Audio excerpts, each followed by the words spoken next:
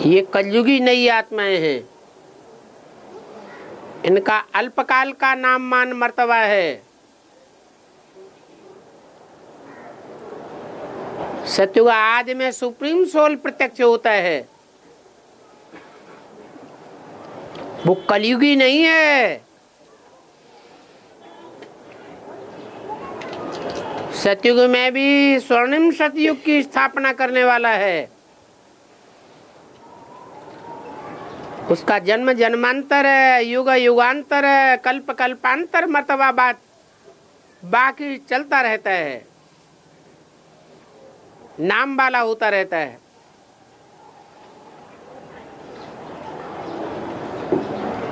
जब असली भगवान प्रत्यक्ष होता है तो ढेर के ढेर नकली भगवान भी प्रत्यक्ष होने लग पड़ते हैं।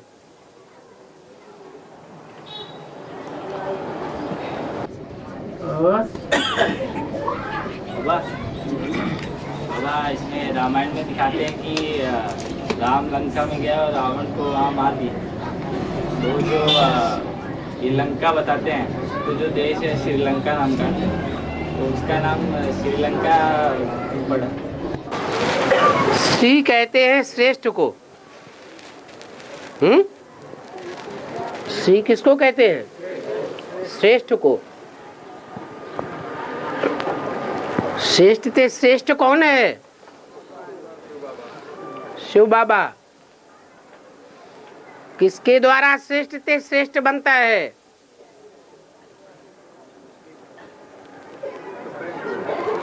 सुप्रीम सोल के द्वारा।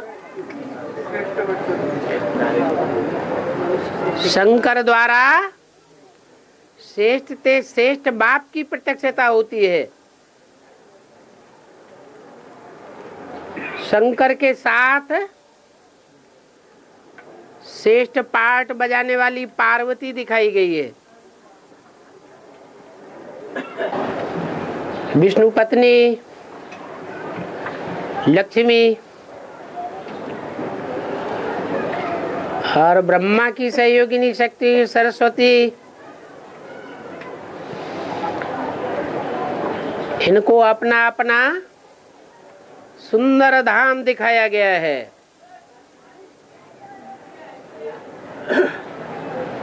लेकिन पार्वती को ऐसा कोई सुंदर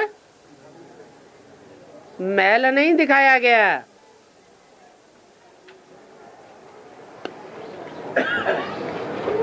तो उनको भी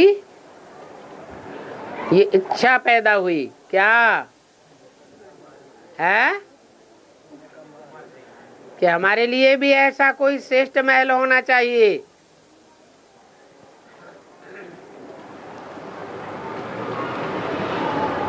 तो कहते हैं भगवान ने उनकी भी इच्छा पूर्ति कर दी। क्या? बढ़िया सा महल तैयार कर दिया। तैयार करने वाला श्रेष्ठ ते श्रेष्ठ है, तो उसकी रचना भी कैसी होगी? श्रेष्ठ ते श्रेष्ठ। इसलिए उसका नाम क्या रखा गया है? श्रीलंका। तो गलत नाम रखा गया क्या? और अरे खड़ा हो यार, कोई सुन नहीं पा रहा है। उसके चित्र में नास्तिक तत्व क्यों नहीं दिखाया? कौन से चित्र में? कल्पवृक्ष। क्योंकि कलयुग के बिल्कुल अंतिम चरण में जब भारत ही नास्तिक हो जाता है, भारत इस समय पूरा नास्तिक है, तो दूसरे धर्म नास्तिक पने से बच जाएंगे क्या? है? नहीं बचते। सारी दुनिया नास्तिकों की हो जाती है। और जो नास्तिक होते हैं वो धर्म पिता को या धर्म को मानते हैं क्या? मानते ही नहीं। तो धर्म अलग से कहां से दिखाया जाएगा? और बेसिक से एडवांस में आ गए। है? अभी बेसिक से एडवांस में आ गए हैं। हाँ जी। अभी कभी कभी बेसिक में जाना पड़ता है, माना गुरुवार जाते हैं, अभी उनको मालूम नहीं है ना यहाँ आते करके, तो वहाँ गुरुवार के दिन भोग मिलता है, उस भोग का क्या करेगा टोली। जो बेसिक से एडवांस में आ गए, आपको मालूम है?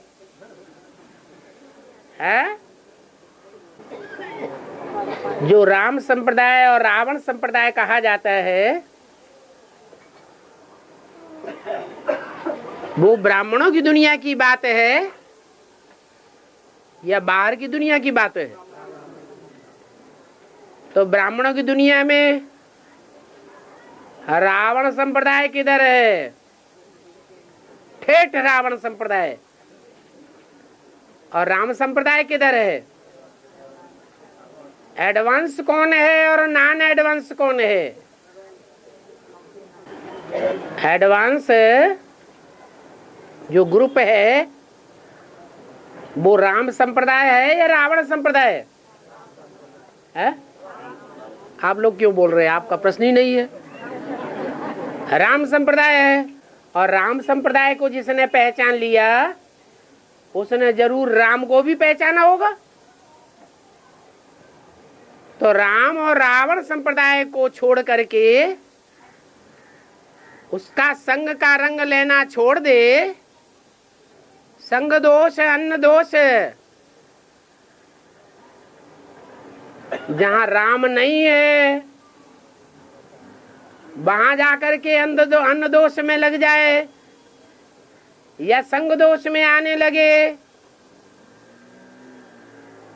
तो उसको कौन सा संप्रदाय कहेंगे? है? फिर हाँ, कौरव यादव संप्रदाय जो 18 अक्षौणी थे, उनको पलटने के लिए सिर्फ सेवा का लक्ष्य लेकर के उनके पास जाता है कोई, तो उसे रावण संप्रदाय नहीं कहेंगे।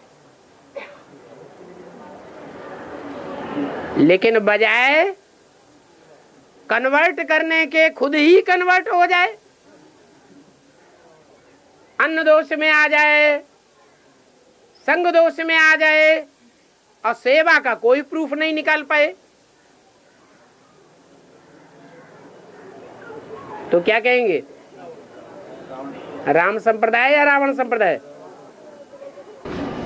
बाबा सेवा के अर्थ तो गुप्त रहकर वहाँ जाना पड़ता है ना। सेवा का रिजल्ट क्या निकाला? अभी है बाबा, चल रही है ये सेवा।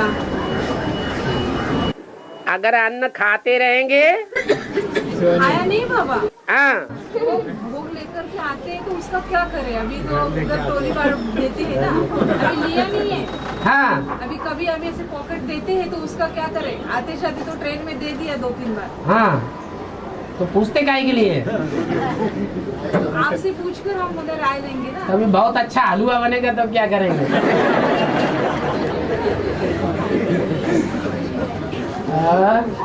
बाबा, हाँ, जब शरीर छोड़ा हुआ होता है, डेड बॉडी लेके जाते हैं। हैं? शरीर छोड़ा हुआ होता है, हाँ, डेड बॉडी लेके जाते हैं तो आगे एकदम आगे मटका लेके उनका कोई रिलेटिव अग्नि अंदर डाल के लेके जाते हैं, तो उसका भक्ति मार्ग से क्या संबंध? या तो क्या वो योगाग्नि का मटका है क्या? उस योगाग्नि में उनका देह भान क्या करना है? भस्म कर देना है। ये हिंदुओं में होता है, मुसलमानों में, क्रिश्चियंस में ऐसा नहीं होता।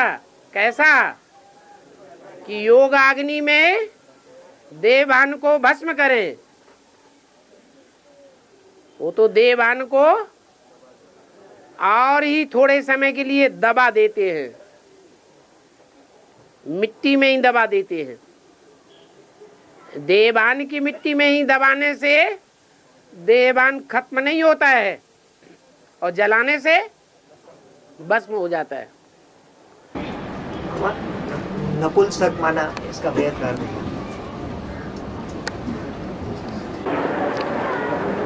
ओम कहते हैं पुरुषत्व को, न कहते हैं नहीं। अर्थात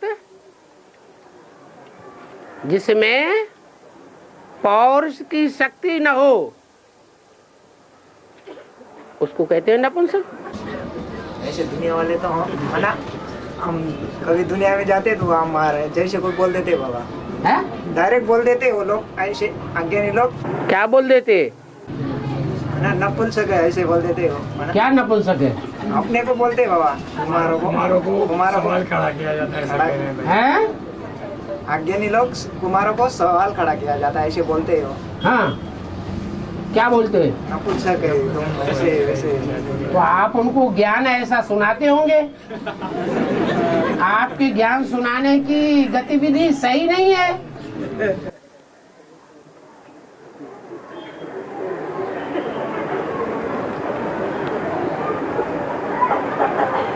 हमारे पुरुषार्थ की जो चरम सीमा दिखाई गई है वो तो मंदिरों में शिवलिंग दिखाया है,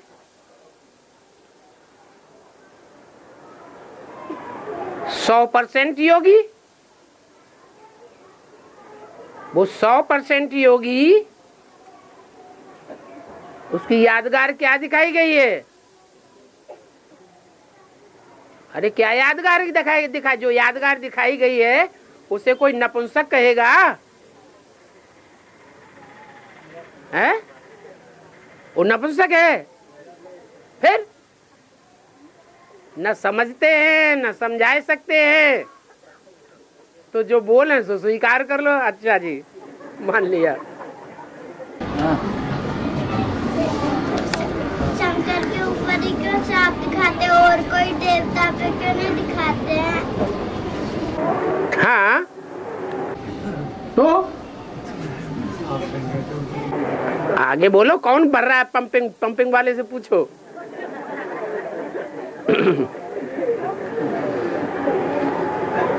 पूछो, क्या पूछना है? शंकर के ऊपर से आप क्यों दिखाते हैं बाबा, ये पूछ रहा है। ऊपर नहीं दिखाते हैं, आजू में भी दिखाते हैं, बाजू में भी दिखाते हैं, नीचे भी दिखाते हैं। 5 अंगों में 5 सर्प दिखाए गए हैं। वो 5 विकारों की यादगार हैं। काम विकार का सूचना देने वाला सर्प कमर में दिखाया गया है। क्रोध विकार का सूचक दाएं हाथ में, लोभ विकार का सूचक बाएं हाथ में, मोह का सूचक गले में, मोह की फांसी के रूप में, और अहंकार का सूचक सर के ऊपर अहंकार। ये 5 विकारों रूपी सर्प का पार्ट बजाने वाली मनुष्य आत्माएं शंकर जी से चिपकी रहती हैं। क्या उनको छोड़ नहीं सकती? समझती हैं कि अगर इनको हमने छोड़ दिया तो हमारा उद्धार होने वाला नहीं है। और बाबा, जैसे महाभारत में संजय को दिखाया है तो वो हमेशा जो महाभारत का विवरण करता था तो लाइव भी करता था। जो विवरण करता था लाइव भी करता था, जो देखता था वही बताता था। क्या बताता? जो संजय था उनको दिव्य दृष्टि मिली हुई थी। हाँ, तो अंधे को जो बताते थे, जो विवरण करता था तो लाइव भी करता था, जो देखता था। लाइव ही क्या? जो डेली बताता था, जो होता था, प्रैक्टिकल जीवन में जो हो रहा था वही बताता था। वो उनको दिखाता था। हाँ, वो बताता चाहता था। तो आने वाला भी बता सकता था। है? उनको दिव्य दृष्टि के द्वारा वो आने वाला भविष्य भी बता सकता था। बता सकता था? हाँ, नहीं, लेकिन बताता नहीं था। नहीं। जो संजय की यादगार है वो संगम युग की यादगार है, न कि कोई और युग की यादगार है। है? ब्राह्मणों की संगम की दुनिया में बेसिक ज्ञान में बाबा ने संजय किसका नाम रखा? जगदीश भाई का नाम रखा। बाहर की दुनिया में जो भी सर्विस डिसर्विस होती थी उसका समाचार पहले पहले बाबा को कौन देता था? जगदीश संजय देता था। वो हद की दुनिया का समाचार देता था। हद का संजय हो गया, हद का जगदीश हो गया। बेहद ब्राह्मणों की एडवांस की दुनिया में कोई बेहद का जगदीश भी होगा या नहीं होगा? और वो संपूर्ण जय प्राप्त करने वाला भी है।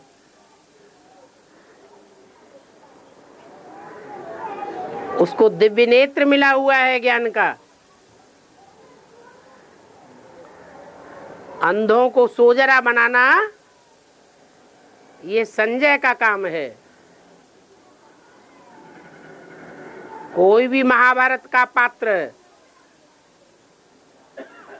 सिर्फ एक नहीं है,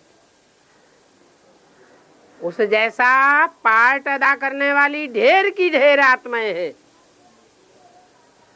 युधिष्ठिर जैसा पार्ट अदा करने वाले ढेर के ढेर युद्ध में स्थिर रहने वाली आत्माएं हैं।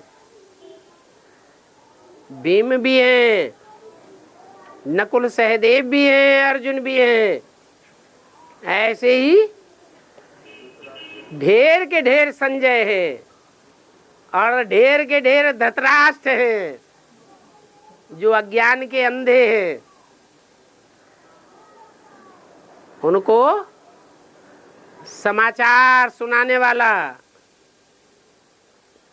उनको रास्ता दिखाने वाला, उनको अंजाम बताने वाला संजय एक नहीं है, ढेर के ढेर संजय हैं। और बाबा राम का राज्याभिषेक दिखाते हैं और उसके बाद डायरेक्ट शिवाजी का राज्याभिषेक बताया है। इसका कनेक्शन क्या है? इसका राम का राज्याभिषेक दिखाते हैं, उसके बाद किसने भी राज्याभिषेक नहीं किया है, कोई भी राजा ने, डायरेक्ट शिवाजी महाराज ने किया है। तो इसका कनेक्शन क्या है? मतलब वो राजा कौन से भी राजा ने राज्याभिषेक नहीं किया। हाँ, मतलब राम का और कनेक्शन।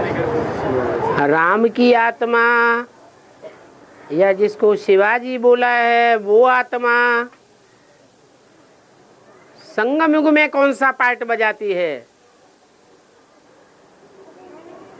प्रैक्टिकल में संगम युगी ब्राह्मणों की दुनिया में दूसरों का अभिषेक होता है या सिर्फ राम वाली आत्मा का ही राज्याभिषेक होता है? तो यहाँ जिसकी शूटिंग होती है वहां उसको दिखाया गया है। और बाबा, हाँ भाई इब्राहिम को जो है हरे रंग के वस्त्रों में दिखाया गया है। हाँ जी। और जो पाकिस्तान का जो झंडा रहता है उसमें भी हरा रंग और एक आधा चांद और एक सितारा है। आधा चांद और एक सितारा दिखाते हैं। हरे आधा चांद आधा चांद, हाँ, देव का चांद दिखाते हैं। हाँ, एक सितारा दिखाते हैं। हाँ, और हरा रंग का ही होता है। हाँ, हरा रंग का क्या होता है? हाँ, झंडा हरा रंग का होता है। इब्राहिम का वस्त्र भी हरे रंग के। हाँ, क्या मतलब? जो विष होता है वो कौन कौन से रंगों में विष दिखाया जाता है? हरा, काला और नीला।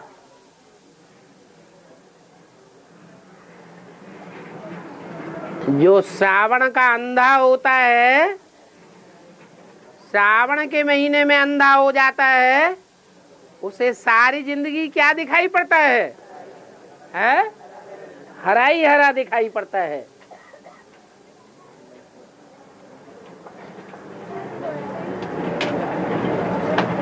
तो इस्लाम धर्म की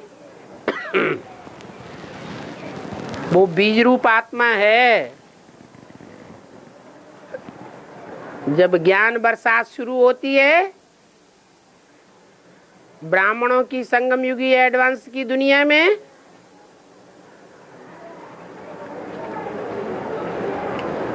तो वो पूरा ही अज्ञान अंधकार में लिप्त होती है।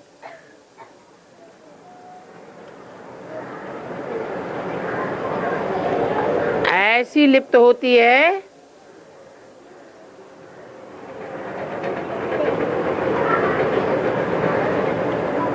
कि भगवान को पहचानते हुए भी नहीं पहचान सकती।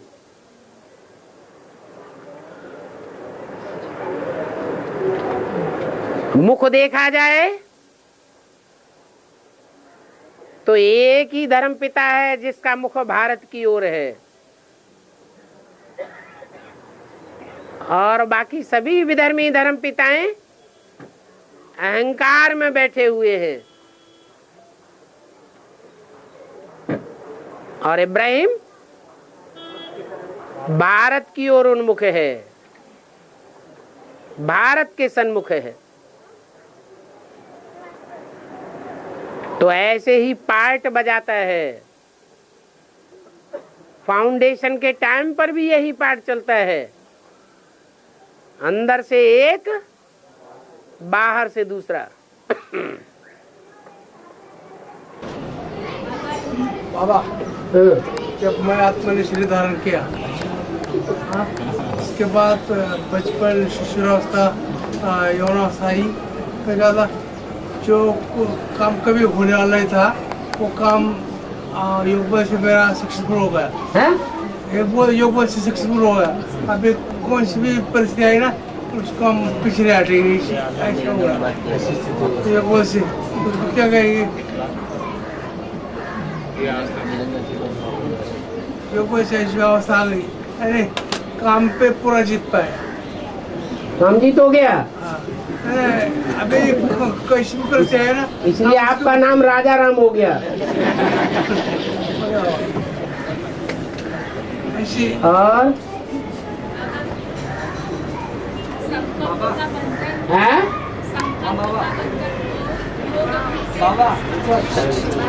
सागर मंथन हुआ।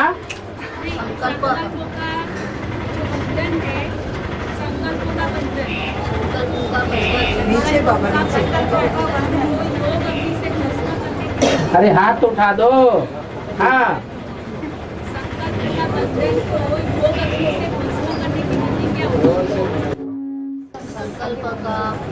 बंधन को योग अग्नि से भस्म करने का विधि क्या है? विधि क्या है? अकेले योग से संकल्पों का जो बंधन आता है, विकल्प आते हैं, बुरे बुरे संकल्प आते हैं, वो बंद नहीं होंगे। जितना ही हम फुल स्टॉप लगाएंगे उतना ही और जोर से पैदा होंगे। इसलिए क्या करना है, जो संकल्प खराब खराब आते हैं उनको सत्संकल्पों में परिवर्तन करना है। और सत्संकल्पों में परिवर्तन तभी होगा जब हम ज्ञान को अच्छी तरह घोटें। ये ज्ञान जल है, ज्ञान जल से खून साफ होता है।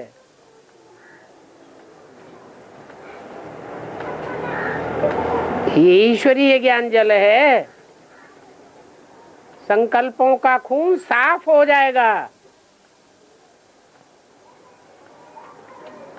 जब साफ संकल्पों का खून हो जाएगा तो एकाग्र चित्त स्वतः ही हो जाएंगे।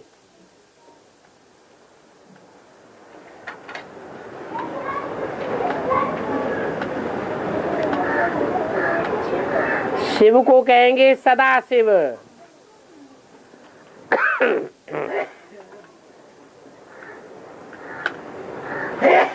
उनका कोई संकल्प होता है या नहीं होता है?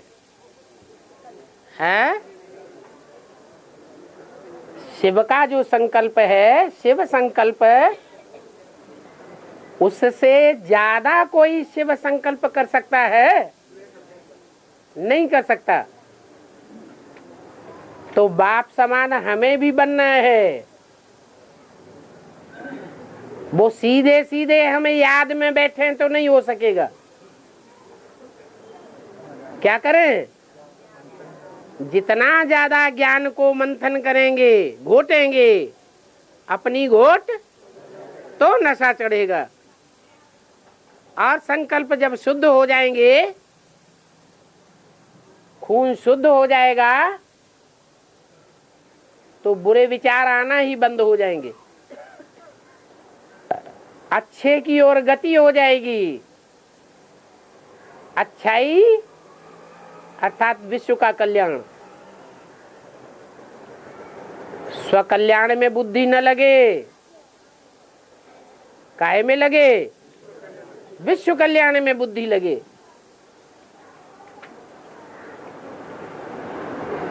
तो निराकारी, निर्विकारी, निरहंकारी स्टेज स्वतः ही बन जाएगी।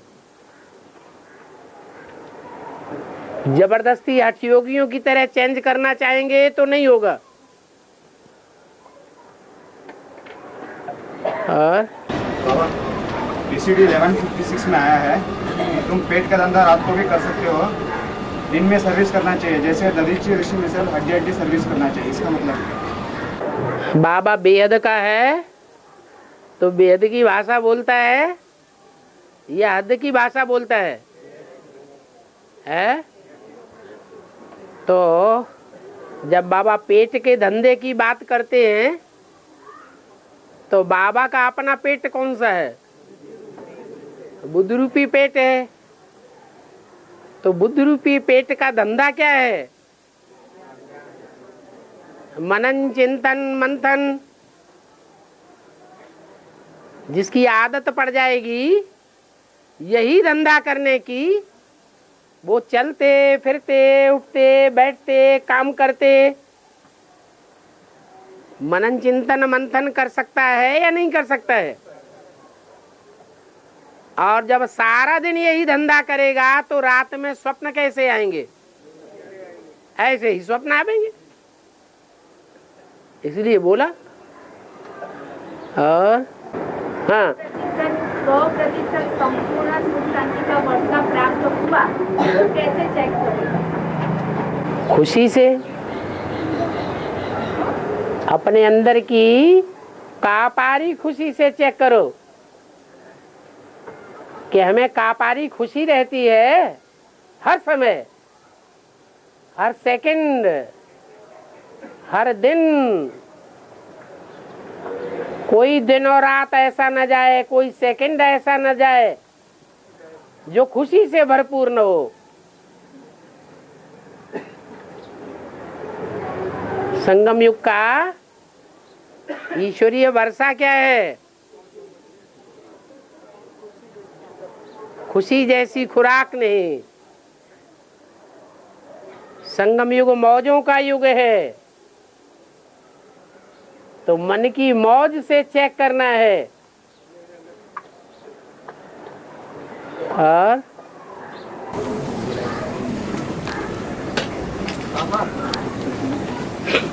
आत्मा स्वप्नावस्था में जब एक स्थान से दूसरे स्थान पर जाती है, वहाँ का दृश्य देखती है और वहाँ के कार्यकलापों का अनुभव करती है और अपने अमुक शरीर में ही विश्राम भी करती है, तो दोनों कार्य एक साथ कैसे होती है?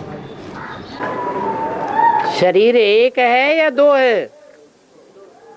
कौन कौन से? स्थूल शरीर भी है और स्थूल शरीर के साथ सूक्ष्म शरीर भी है। स्थूल शरीर में जागृत अवस्था में होते हुए भी कोई मनन, चिंतन, मंथन की प्रैक्टिस करे तो सूक्ष्म वतन का वासी बन सकता है या नहीं बन सकता है? बन सकता है। प्रैक्टिस नहीं है तो रात्रि में सुप्तावस्था में स्वप्न अवस्था जब आती है तभी सूक्ष्म शरीर स्वप्न का अनुभव करता है, नहीं तो नहीं कर सकता। तो ऐसा अभ्यास हम यहाँ भी कर सकते हैं कि स्थूल शरीर से सूक्ष्म शरीर को अलग कर सकते हैं। स्थूल शरीर का जैसे भान ही न रहे, ऐसी स्टेज बन जाए।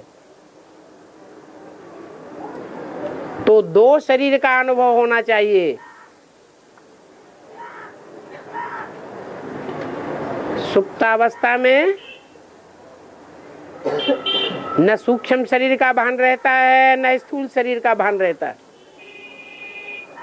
लेकिन जो स्वप्न अवस्था होती है या साक्षात्कार की अवस्था होती है उसमें सूक्ष्म शरीर स्थूल शरीर से अलग अनुभव होता है। बाबा आत्मा क्या शरीर छोड़ करके सूक्ष्म शरीर के साथ जाती है? हाँ जी। क्या इसी शरीर में रहती है या शरीर छोड़ करके साथ में जाती है? स्वप्न में हम दुनिया में चारों ओर चक्कर लगाते हैं तो उस समय श्वास चलती रहती है या बंद हो जाती है? भारत का प्रधानमंत्री 2-4 महीने के लिए विदेश में चला जाता है, विदेशों में चक्कर काटता रहता है, भारत से उसका कनेक्शन कट हो जाता है या जुड़ा रहता है? ऐसे ही सूक्ष्म शरीर की बात है कि भले सूक्ष्म शरीर कहाँ भी जाए स्वप्न अवस्था में स्थूल शरीर के साथ कनेक्शन रहता है। और हाँ, जब बीके में ऐसा बोलते हैं कि जब ज्ञान में आने के बाद बीके में ज्ञान में आने के बाद जब जो शरीर छोड़ता है उसको सूक्ष्म उधर से शांति में जाना पड़ता है। हो गया नहीं, ऐसे मुरली में बोलते हैं ना, मुरली में बोलते हैं, मुरली में बोलते हैं कि कोई गया भी है। गए ना, गए सब गए। हाँ, राजा राम भी गए होंगे। जिन्होंने शरीर छोड़ा वो, जिन्होंने शरीर छोड़ा वो परमधाम गए, ऐसे बोलते हैं। तो आप उनके बोले हुए विश्वास क्यों कर लेते हैं? बोले हुए नहीं, जबकि 15 साल पहले की बात, 15 साल पहले सूक्ष्म शरीर से परमधाम में चले गए। सूक्ष्म शरीर में होते हुए सूक्ष्म उधर में जाने के बाद परमधाम पहुंच गए। तो आप उनकी बातों पे क्यों विश्वास कर लेते हैं? जबकि उस टाइम जो बात हुई ना उसके बारे में बात हुई। अरे बातें तो दुनिया में बहुत देरी होती रहती है, किसकी किसकी बातों में जाएंगे? जिधर थाना उधर अगर अनेकों से सुना तो व्यभिचारी ज्ञान हो जाएगा, वो नहीं। उसका मतलब पूछ रहा हूँ मैं। आपने सुना ना तभी तो पूछ रहे, तो व्यभिचारी ज्ञान सुना ना। अच्छा, आप व्यभिचारी हुए कि नहीं? अब भूल जाओ। आत्मा जब शरीर छोड़ती है, हाँ, उस समय शरीर तो होता नहीं। हाँ, स्थूल शरीर नहीं होता है, सूक्ष्म शरीर होता है, जिसमें शरीर के द्वारा वो आत्मा देखती है। हाँ जी। और एडवांस पार्टी वाले बच्चों को कौन सा विशेष पुरुषार्थ करना है? एडवांस पुरुषार्थ करना चाहिए। एडवांस में क्या है?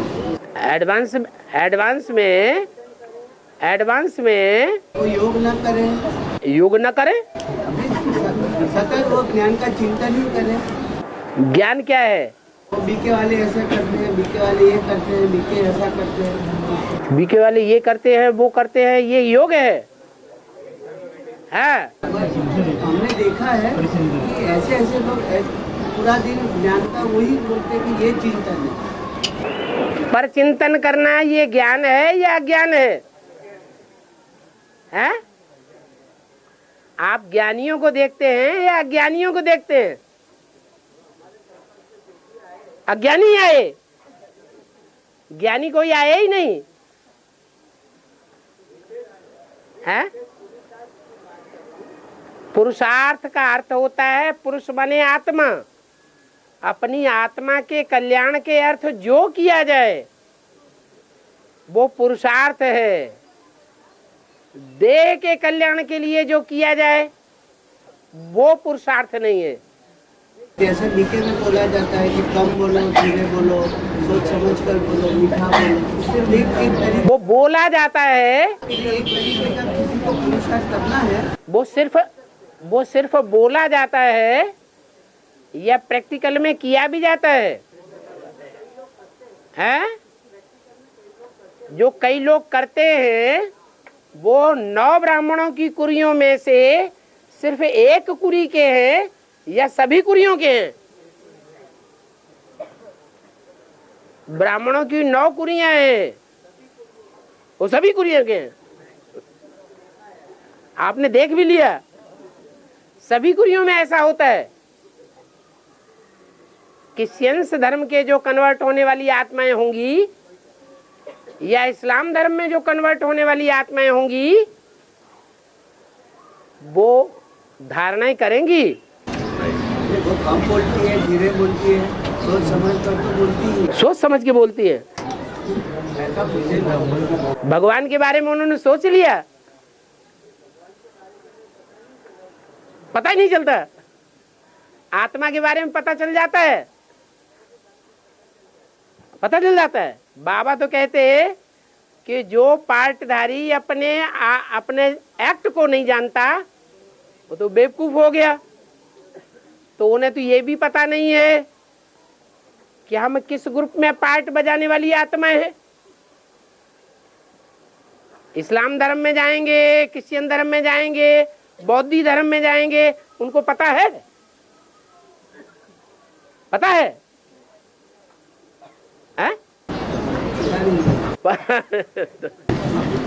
दादा एक और प्रश्न है। हाँ, कि हम बोलते हैं कि ब्रह्मा बाबा को अभी पता नहीं चला है कि गीता का भगवान कौन है।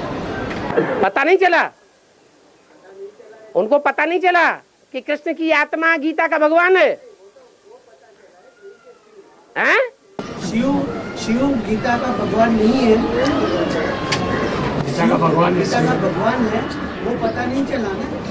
शिव गीता का भगवान है ये पता नहीं चला। कृष्ण वाली ब्रह्मा वाली आत्मा को पता नहीं चला ना। और गीता का भगवान किताब ऐसे ही छपा दी।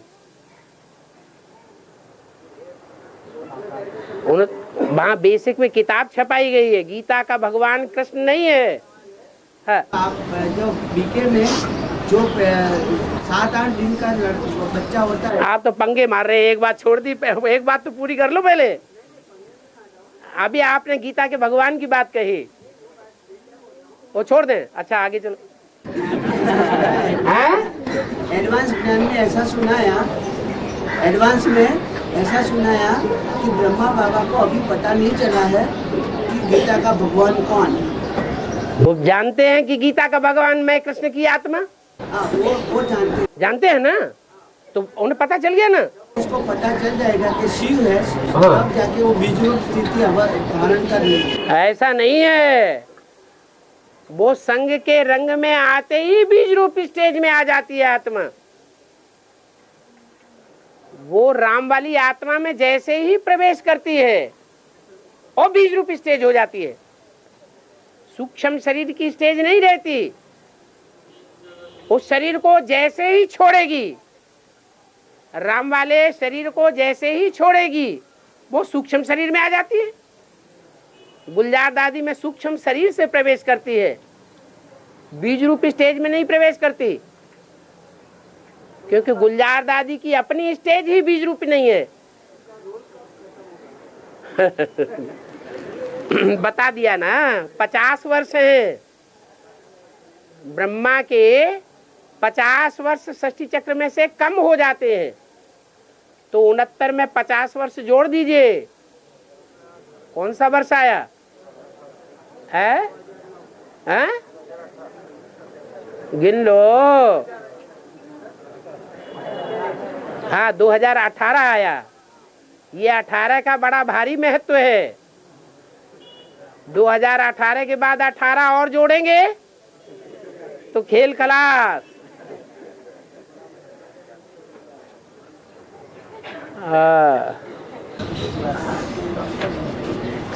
और में बात करता है कि ना अंदर वाले रह जाएंगे, बाहर वाले ले जाएंगे। हाँ, अंदर वाले ले जाएंगे, बाहर वाले ले जाएंगे, अंदर बोलो। वाले ले जाएंगे। दो गांव में एक मुखी दत्त है। दो गांव में एक मुखी दत्त है। एक मुखी दत्त, एक मुखी दत्त, दत्त और दूसरे गांव में 3 मुखी दत्त है। उसका क्या बाप? दत्तात्रेय। दत्तात्रेय।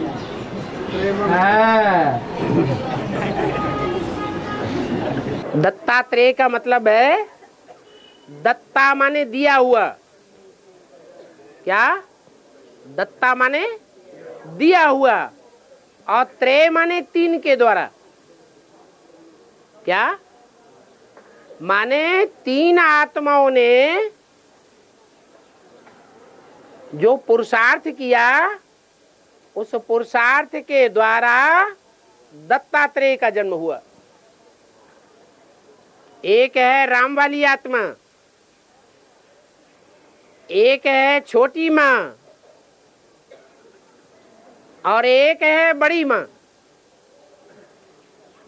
मना झूठी गीता, सच्ची गीता और गीतापति भगवान। 3 आत्माओं के संयोग से जो उनको ज्ञान की प्राप्ति हुई, उससे उनकी आत्मा में दृढ़ निश्चय बैठ गया कि मैं कौन सी आत्मा हूं? गुण ग्रहण करने वाली आत्मा हूं। कौन से देवता का नाम है? गुणग्राही देवता कौन गाया हुआ है? दत्तात्रेय। उनके आसपास कुत्ते दिखाए जाते हैं। क्या? वो इस्लाम धर्म की आत्माएं चारों तरफ से घेर के बैठ जाती है। जैसे भाई ने अभी कहा, मुसलमानों के झंडे में हरा रंग दिखाया जाता है, विषय विकारों का सूचक है। तो यहाँ बता रहे हैं कि एक गांव ऐसा है जहां उनको एक ही मुख दिखाया है?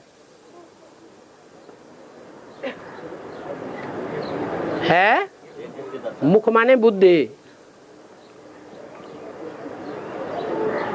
एक गांव ऐसा है जहां 2 मुख दिखाए हैं, 3 मुख दिखाए हैं। हाँ, तो वो एक मुख वाला कब बना होगा? है संगम युग में ही कब बना होगा एक मुख वाला? है अरे यज्ञ के आदि में ही कोई पहली आत्मा है जिसने उनको ये सुनाया कि तुम्हारा सृष्टि के पहले पत्ते का पार्ट है, कृष्ण के रूप में आप जन्म लेंगे। देवताओं के बीच में आप अग्रगण्य हैं, आपकी गणना पहले है। वो कौन सा मुख था? वो टाइटल उनको मिल गया। ब्रह्मा को कौन सा टाइटल मिला? प्रजापिता ब्रह्मा का टाइटल मिला। जब तीनों मुखों के द्वारा उनको एक ही बात साबित हुई तो पक्का निश्चय बैठ गया। सन 47 से घोषणा कर दी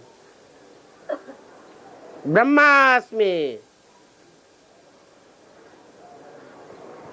इस 60 रूपी रंगमंच पर पार्ट अदा करने वाली 500-700 करोड़ आत्माओं में कौन सी आत्मा है जो पहले पहले घोषणा करती है ब्रह्मास्मि? दादा लेखराज ब्रह्मा। और ब्रह्मास्मि का अर्थ ही होता है शिवोहम, मैं ही शिव हूं।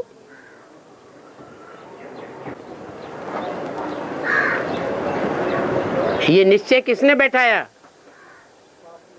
नहीं, वो माताएं थी दो, उन माताओं का मुख था, उनके द्वारा जब उन्होंने सुना तो पक्का निश्चय हो गया।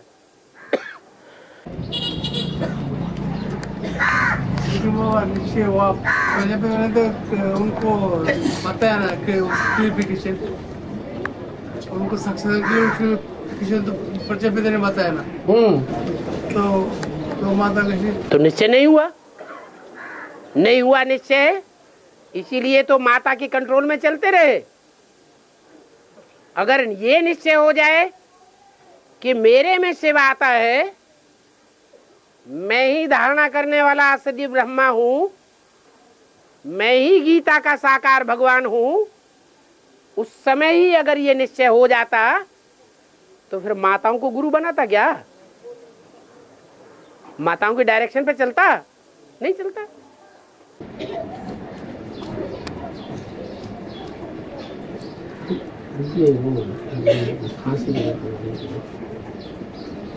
है महाभारत में एक ऐसा दिखाते हैं लास्ट में, गांधारी अपनी आंखों की पट्टी खोल के दुर्योधन को शक्ति देती है। गांधारी लास्ट में अपनी आंखों की पट्टी खोल के दुर्योधन को शक्ति देती है, उसका क्या? गांधारी क्या अंधी थी? गांधारी अंधी नहीं थी, अंधेपने का नाटक कर रही थी। तो जो नाटक कर रही थी अंधी तो थी नहीं, तो क्या दृष्टि की पावर नहीं दे सकती? इसलिए दी। अंदर वाले रह जाएंगे, बाहर वाले ले जाएंगे। अंदर वाले रह जाएंगे, हाँ, अंदर वाले रह जाएंगे, बाहर वाले ले जाएंगे। अंदर वाले रह जाएंगे और बाहर वाले ले जाएंगे। हाँ, बीके के लिए कि बीके रह जाएंगे और एडवांस वाले ले जाएंगे, फिर एडवांस में बताते हैं कि एडवांस वाले रह जाएंगे और बाहर के नहीं। न बीके की बात है न एडवांस की बात है, यहाँ बात है अंदर और बाहर वालों की। बीके में भी अंदर वाले थे और बाहर वाले भी थे, और एडवांस में भी अंदर वाले हैं और बाहर वाले भी हैं। बात अंदर बाहर वालों की है, बीके और एडवांस की नहीं है। तो बाबा ने जो वाक्य बोला वो आज के लिए सही है या सदा के लिए सही है? बेसिक ज्ञान जब चल रहा था उस समय के लिए भी ये ज्ञान लागू होता था, और हुआ कि अंदर वाले जो सरेंडर हैंड्स हैं वो रह गए, एडवांस ज्ञान नहीं ले सके। भगवान के उस एडवांस पार्ट को नहीं समझ सके जो स्वर्ग बनाने वाला है और नरक की दुनिया को खत्म करने वाला है। समझ सके तो रह गए ना। कौन रह गए? अंदर वाले रह गए या बाहर वाले, घरगृहस्थ में जीवन बिताने वाले? जो अंदर रह रहे थे, सरेंडर्ड होकर के रह रहे थे, वो रह गए। और बाहर वाले माने घरगृहस्थ में रह करके, कीचड़ की दुनिया में रह करके जो ज्ञान ले रहे थे, बेसिक ज्ञान ले रहे थे, वो प्राप्ति कर गए। ऐसे ही वो ईश्वरीय महावाक्य अभी भी लागू होता है, एडवांस के लिए भी लागू होता है। अंदर वाले रह जाएंगे और बाहर वाले ले जाएंगे। इसका इशारा दे दिया अव्यक्त वाणी में। गुजरात की कुमारियों का संगठित समर्पण समारोह हो रहा था उस समय। उस अव्यक्त वाणी में बोला, ये आखिरी समर्पण समारोह नहीं है, अभी दूसरी बार भी समर्पण समारोह मनावेंगे। इसका मतलब जो बेसिक में सरेंडर हुए हैं उनको एडवांस में दोबारा सरेंडर होना पड़ेगा, और जो एडवांस में सरेंडर हुए हैं उनमें 100% निश्चय बुद्धि एक भी नहीं है।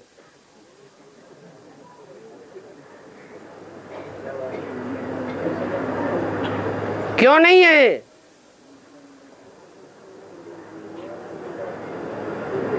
क्योंकि भगवान शिव जिस स्वरूप को आप समान बनाते हैं उसके द्वारा ऐसा वंडरफुल पार्ट बजाते हैं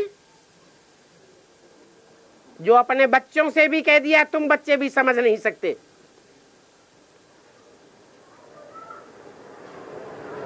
तो जो बाप के भगवान के बच्चे हैं, माया के बच्चे नहीं, आदि से लेकर अंत तक भगवान के बच्चे हैं, धर्मराज की सजाएं नहीं खाते हैं। वो अष्टदेव भी नहीं समझ पाते, उनको भी संशय आता है, तो दूसरे कोई बचेंगे? है? कोई नहीं बचते, सबको संशय आता है। अभी फाइनल पेपर हुआ नहीं है, फाइनल पेपर होगा तो जो 8 हैं, जो 84 जन्म साथ निभाने वाली आत्माएं हैं, हीरो पाटधारी का साथ निभाती है, उनको भी आखिरी माया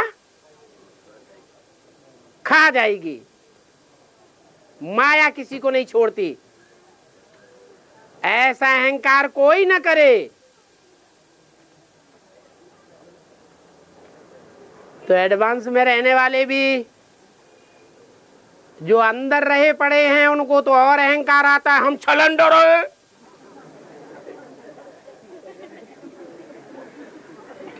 जैसे सन्यासियों को क्या अहंकार आता है, हमने घर बार छोड़ा है, आता है ना। शूटिंग कहाँ होती है? ब्राह्मणों की संगम की दुनिया में शूटिंग हो रही है। इसलिए ये महावाक्य बोला, एडवांस में भी अंदर वाले रह जावेंगे। जब सारे ही टूटेंगे तो कौन सी माला का आवाहन होगा? है? विजय माला का आवाहन होगा, और विजय माला वाले ले जावेंगे और रुद्रमाला वाले रह जावेंगे।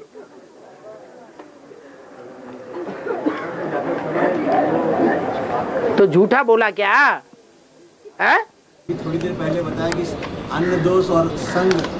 अरे एक बात ये सिद्ध हो गई, और आगे क्या? इसी में प्रश्न उठता है कि जो ज्यादा से इसी में प्रश्न उठता है कि जो ज्यादा से ज्यादा समय बाबा के संग निकालता है, वो ज्यादा से जो अंदर रहते हैं वो ज्यादा से ज्यादा समय बाबा के संग अंग का और पालना पाते हैं और बाबा के घर का अन्न खाते हैं।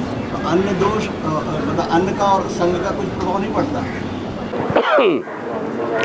जहाँ तक संग की बात है, नहीं थोड़ी देर पहले बताया ना कि जैसे अब सुन लिया, समझ लिया ना आपकी बात। जहाँ तक संग की बात है, संग 2 प्रकार का होता है। एक बाहर का संग, कर्मेंद्रियों का संग, देह का संग, विनाशी संग, और एक है एक अविनाशी बुद्धि का संग, मन बुद्धि का संग।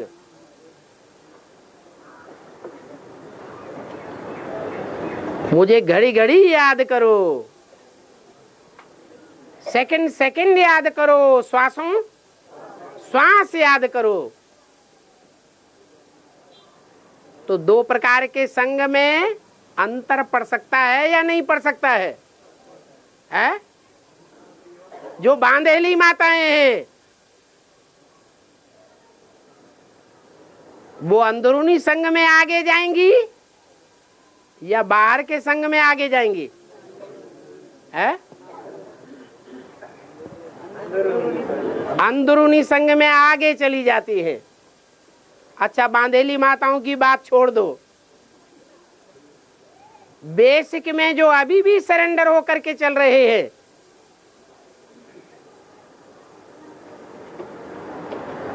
उनमें चंद्रवंशी राधा भी पल रही है कि नहीं पल रही है? वो साकार में भगवान का संग, साकार कर्मेंद्रियों से अंग संग ले रही है या मन बुद्धि का संग ले रही है? तो लक्ष्य में विजयी एडवांस वाले होते हैं या बाहर के होते हैं? नारी से लक्ष्मी बनते हैं और एडवांस में नारी से लक्ष्मी नहीं बनते हैं। जवाब मिला कि नहीं मिला? है? हम बेसिक में जाके भले हलवा खाएं लेकिन मन बुद्धि से बाबा के साथ रहते हैं तो कोई दोष नहीं है। हाँ जी।